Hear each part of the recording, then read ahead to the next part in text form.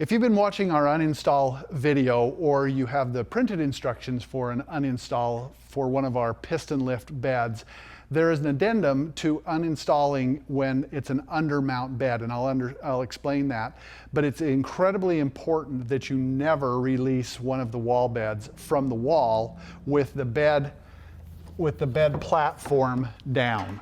So if the bed platform is down and you try and release the cabinet from the wall, it will come off the wall with tremendous force. It's the equivalent force of this platform that's trying to lift. In the vast majority of our installations, the screws that attach it to the wall are on the top, and that's what the video will be that you've been watching, or the uninstall that you've been reading the instructions.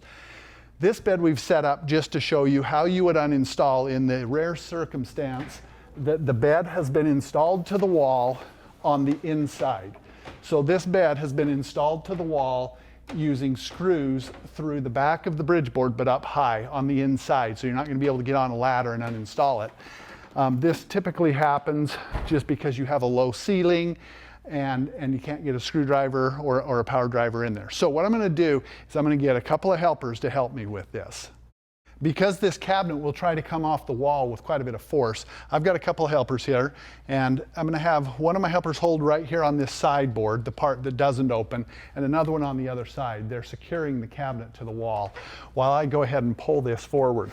Now I'll step inside here, and then that will be held down. Doesn't have to be all the way to the floor, just so I can get in here.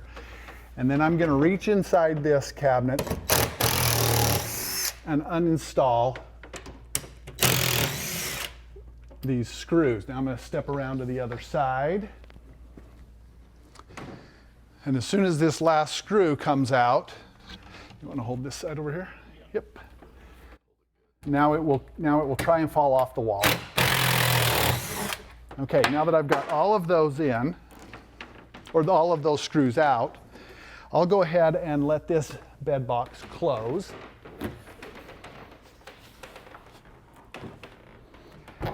And now, shut the legs, and now we're able to let the bed down to the floor.